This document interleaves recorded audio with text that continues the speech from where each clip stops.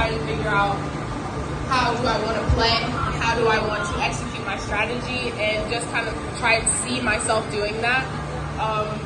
In the past, I feel like I use certain things to distract me, whether it be my phone or music or just doing things, and I think that was me trying to get out some nervous energy.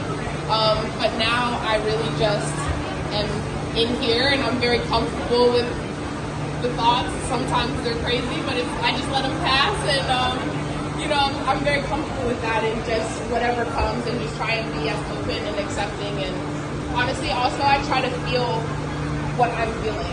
So there are times when you have an amazing warm up, and then I get out on the court and nothing feels right.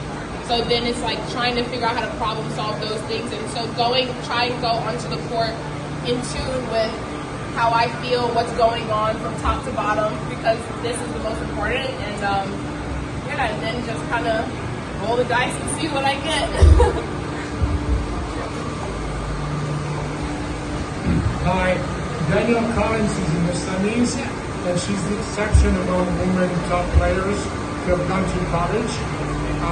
Would you recommend to young women players talking to juniors to go to college, or what does make the difference going pro versus going to college? Yeah, I think that the college route is an amazing opportunity.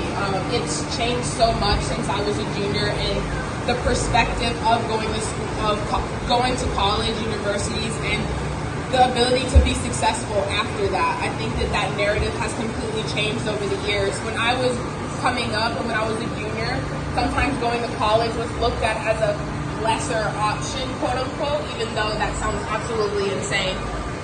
But it was like you either go pro, and if you don't, then college. It was like a shrug off kind of thing.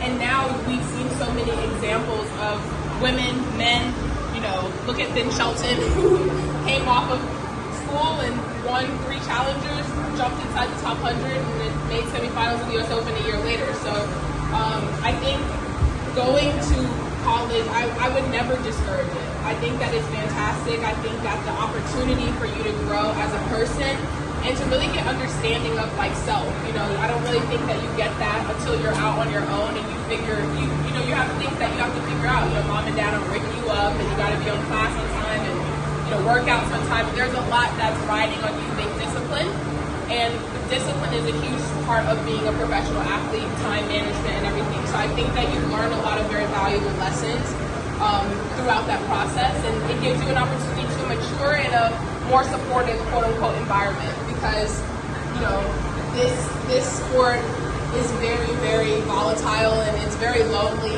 It requires a lot of travel, it requires a lot of isolation, especially at the beginning, because it's so difficult to break through, and the level is only getting higher and higher now, where the players are getting better and better and better at the lower levels. So it makes it a lot harder to get to this level and maintain this level. So I think that it's a fantastic route.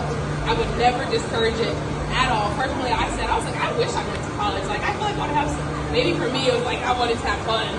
I maybe, experience a college party once. I still haven't. So if anyone wants to take me to one of you guys' colleges, let me know. But yeah, maybe Ivy League party is different. But I would never discourage. I think that is phenomenal, and it's really awesome to see how many females and males are out here that are succeeding and kind of showing the way for that.